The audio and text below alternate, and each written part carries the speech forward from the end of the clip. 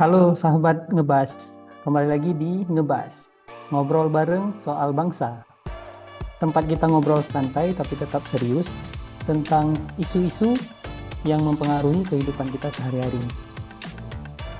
Dengan saya, host podcast ini, perkenalkan saya Haikal. Ya, hari ini kita bakal membahas topik yang panas banget nih, yaitu tentang kenaikan tunjangan anggota DPR yang bikin ribuan orang turun ke jalan. Dalam demo besar di Jakarta ini sendiri, banyak yang bilang keputusan yang diambil oleh pemerintah ini sangatlah sensitif. Apalagi rakyat masih berulat dengan harga kebutuhan pokok yang naik. Nah, agar obrolan kita lebih hidup, saya sudah ditemani oleh 4 orang narasumber yang akan memberikan pandangan dari masing-masing. Yang pertama, perkenalkan ada Mbak Sekar. Halo Mbak Sekar. Halo Bang. Apa kabarnya Mbak? Baik Bang. Selanjutnya ada Mas Matthew. Halo Mas. Halo Bang. Halo. Kabarnya gimana Mas? Puji Tuhan. Baik Bang. Aman ya? Aman. Selanjutnya ada Mbak Nurul. Iya, Halo. halo Bang. Baik ya kabarnya ya? Ya baik, Mas. Bang Haikal gimana kabarnya? Alhamdulillah baik. Oke. Yang terakhir ada Mbak Irma. Halo Halo, Mbak. Bang Haikal. Halo Bang. Baik ya? Baik Bang. Ya. Alhamdulillah. Jadi untuk mempercepat ya, jangan lama lagi karena durasi kita juga agak panjang. Jadi untuk yang pertama tentang isu ini saya akan memulai dengan Mbak Sekar. Apa reaksi Mbak waktu pertama kali nih dengar DPR mau dinaikin nih tunjangannya? Dengar isu yang DPR mau dinaikin tunjangannya itu ya Bang. Ya. Kalau saya sih langsung geleng-geleng ya Bang Haikal ya. Karena rasanya sulit dimengerti. Soalnya melihat kondisi banyak orang yang masih berjuang buat memenuhi kebutuhan sehari-hari itu, terus pekerjaan yang tidak selalu stabil dan harga-harga yang terus naik. Sementara itu tunjangan untuk DPR malah naik. Sebagai wakil rakyat yang seharusnya mereka lebih dekat dengan realita masyarakat dan fokus mencari solusi untuk kesejahteraan kita semua, bukan justru menambah jarak antar rakyat dan wakilnya. Seperti itu sih Bang menurut saya. Berarti dari Mbak Sekar sendiri ya tidak setuju ya dengan kenaikan ini? Bukan nggak setuju ya, tapi lebih ke mungkin ini kerjanya lebih ditingkatin lagi gitu kali ya. Berarti permasalahannya ini di kinerja dari anggota DPR Iya. sendiri ya? Betul. Tuh, selanjutnya mungkin ya kita tanyakan kepada Mas Matthew ya. Ya Bang, halo Bang. Dari Kalau- yang ya, dari yang udah didengar tadi dari Mbak Sekar, kira-kira gimana tanggapan dari Kalau saya sih setuju sih Bang sama Mbak Sekar tadi. Ya pasti kita ya, sebagai masyarakat pasti kecewa. Apalagi kita lihat nih bagaimana kebijakan-kebijakan yang dikeluarkan oleh DPR ini yang harusnya berpihak pada kita malah seolah-olah menyengsarakan kita nih Mas. Jadi ya kecewa sih dengan kebijakan-kebijakan mereka ini. Apalagi tidak sesuai dengan kinerja mereka kan ya. Kalau kita lihat ini. Itu sih Bang. Jadi untuk dari Mas Matthew sendiri kan ini kecewa karena kebijakan-kebijakan yang diambil kan. Mungkin dari kebijakan-kebijakan ini sendiri kan sampai nyebabin demo di Jakarta kan, sampai demo Iya yang betul. lumayan horor kan. Iya. Menurut Mas Matthew sendiri dari demo yang terjadi ini gimana Mas? Ada mengganggu aktivitas atau Ya kalau demo, apalagi kan itu di jalan ini kan Bang, di jalan protokol pasti mengganggu sih. Cuma inilah keresahan masyarakat. Jadi ya kita cuma bisa dukung masyarakat yang udah turun ke jalan, eh, mensupport aja sih gitu sih Bang. Berarti istilahnya kita mensupport ya, support Betul Bang. orang-orang yang udah mau menyuarakan suara rakyat ya. Ya, betul. Oke. Setelah mendengar dari Mas Matthew, sekarang saya beralih ke Mbak Nurul ya. Apa yang paling mengganggu soal isu ini, Mbak? Iya, kalau menurut saya ya, ini saya lihat dari perspektif anak mudanya, juga politik itu sudah sering dianggap sebagai ruang yang dipenuhi kepentingan elit orang elit aja, yang jauh dari aspirasi rakyat. Jadi kayak tunjangan DPR yang makin tinggi ini memperkuat kesan bahwa kekuasaan lebih sibuk mengurus kenyamanan mereka sendiri daripada yang sebenarnya harusnya mereka lakukan, yaitu keadilan sosial. Dan generasi muda sendiri kayak udah terlebih dahulu kecewa dan memilih menjauh dari proses politik. Dengan isu ini mereka jadi makin, saya rasa, tidak minat dan apatis gitu terhadap politik, karena mereka tidak diberikan ruang yang untuk didengar. Jadi kalau aku lihatnya jadi kepercayaan mereka terhadap politik itu makin menurun gitu kan. Berarti kalau dari Mbak Nurul sendiri ini mempermasalahkan dari keadilan sosial ya, keadilan sosial sama hak politik dari anak muda ya. Untuk keadilan sosial sendiri di Indonesia ini menurut Mbak Nurul udah tercapai ataukah masih jauh dari target yang seperti kita tahu kan keadilan sosial adalah amanat dari undang-undang kan?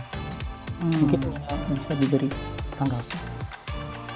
Menurut aku pastinya keadilan sosial itu belum merata. Kita lihat aja dari pembangunan di masing-masing pulau yang ada di Indonesia belum ada merata sama sekali. Tapi aku juga lihatnya bahwa kita tuh tetap ada senantiasa effort atau usaha untuk memperbaiki hal tersebut.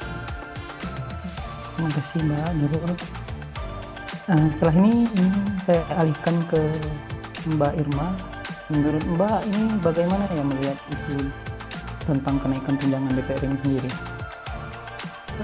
Isu kenaikan tunjangan DPR menurut saya adanya kenaikan atau penyesuaian tunjangan ini wajar-wajar saja ya, karena biaya hidup juga naik kan.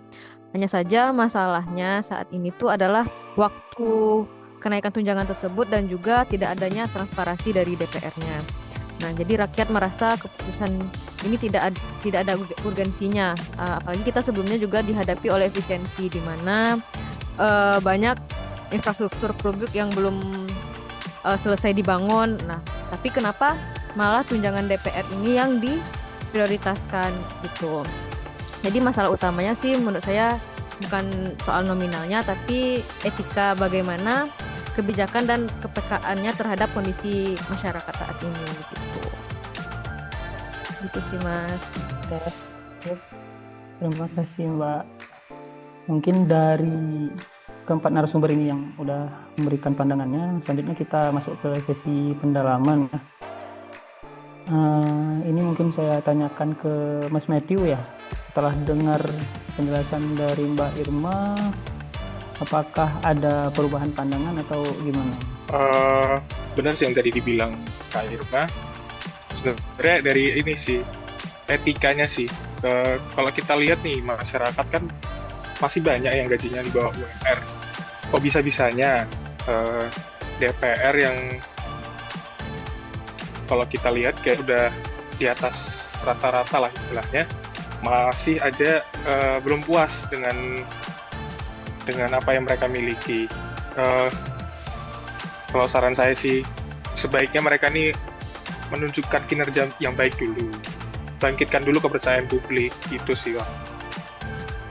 Berarti tanggapan dari Mas Matthew ini ya mirip seperti harapan dari Mbak Nurul tadi ya, untuk menaikkan kinerja. Betul Bang, etikanya sih yang itu.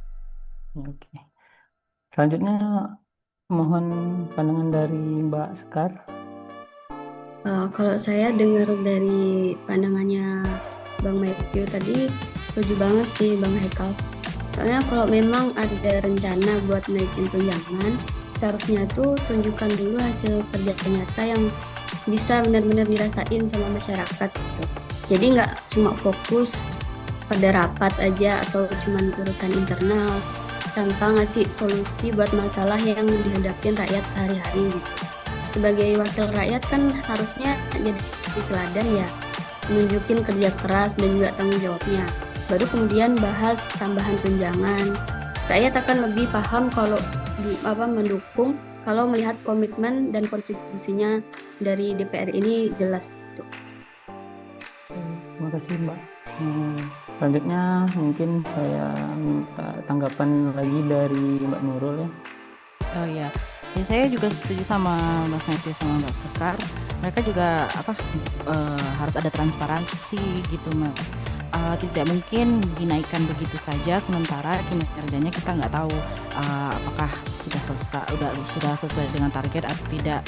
Karena dalam untuk menjaga kepercayaan publik terus harus ada transparansi dong pastinya. Ini terkesan seakan-akan tiba-tiba tunjangan DPR naik nih tanpa kan itu kita bisa bilang uang rakyat ya, tapi kenapa rakyatnya tidak dikonsultasi tentang kenaikan ini gitu, seakan-akan hanya mengambil keputusan di antara mereka sendiri dan tidak ada keterbukaan. Menurut saya seperti itu. Berarti sama tentang kinerja semuanya berarti ya. Tinggal kita dengarkan dari Mbak Irma.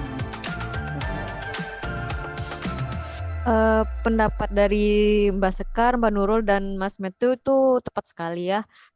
Kalau memang DPR ini serius tentang kinerja dan representasinya, harusnya memang ada terlebih dahulu konsultasi publik yang dilakukan sebelum adanya kenaikan tunjangan ini gitu. Jangan hanya keputusan sepihak di ruangan tertutup saja, sehingga rakyat juga bisa tahu itu sebenarnya tunjangan itu difungsikan untuk apa gitu dan dari mana asal muasalnya gitu sih Mas. Mungkin dari pendapat ini semua, dari pendapat dari Mbak dan Mas ini semua, kita mendengarkan berarti semuanya itu permasalahan dari kinerja DPR itu sendiri kan. Nah mungkin sekarang saya akan menanyakan tentang harapan-harapan apa yang diharapkan untuk DPR, apakah kedepannya untuk lebih baik. Untuk pertama mungkin dari Mbak Sekar. Ya, kalau harapan saya ke DPR itu sederhana aja sih Bang Haikal. DPR tuh sebaiknya lebih peka ya sama kondisi rakyat sehari-hari dan ambil keputusan yang benar-benar berpihaknya tuh ke kepentingan rakyat gitu, bukan ke kepentingan pribadinya dia. Itu harapan saya. Untuk Mas Niki mungkin harapannya apa untuk DPR? Kalau dari saya sih Bang, saya cuma ingin DPR ini ingat kalau gaji mereka itu kan juga dari rakyat, dari pajak rakyat. Jangan kecewakan rakyat, beri kontribusi nyata dan kinerja yang lebih baik lagi. Itu sih. Oke, terima kasih Mas Matthew. Untuk Mbak Nurul mungkin boleh diberikan itu harapannya untuk DPR ke depannya. Iya, harapannya untuk DPR ke depannya adanya transparansi dan keterbukaan sehingga kepercayaan publik terhadap mereka tidak runtuh, Mas. Terima kasih. Nah, untuk yang terakhir ini harapan dari Mbak Irma. Mungkin. Kalau dari saya harapannya kalau DPR itu memang ingin dihargai, harusnya mereka tunjukkan dulu integritas dan keadilannya. Dan kebijakan-kebijakan publik itu harus mengutamakan kepentingan umum. Itu sih. Baik, dari semua pandangan yang telah diberikan oleh keempat narasumber ini, bisa kita simpulkan bahwa kenaikan dari tunjangan DPR ini sendiri sebenarnya ditolaknya itu karena kinerja dari DPR-nya itu sendiri yang memang masih sangat kurang dan sangat banyak mengambil tindakan-tindakan yang merugikan rakyat Indonesia itu sendiri. Ya. Terima kasih banyak sebelumnya kepada Mbak Sekar, Mas Matthew, Mbak Nurul, dan Mbak Irma yang telah menyampaikan pandangannya terhadap isu yang sedang panas saat ini. Kita bisa lihat isu kenaikan tunjangan DPR ini bukan sekedar soal uang, tapi soal keadilan, kepercayaan, dan sensitivitas politik. Semoga para wakil rakyat bisa mendengar suara rakyat, karena tanpa rakyat itu sendiri mereka tidak akan pernah ada di posisi itu. Saya Haikal, pamit undur diri. Sampai jumpa di episode berikutnya di Ngebahas, ngobrol bareng soal bangsa. Tetap kritis, tetap peduli, dan mari kita jaga bangsa ini bersama. Iya. Terima kasih Bang. Terima kasih Terima semuanya. kasih semuanya. Sampai jumpa lagi.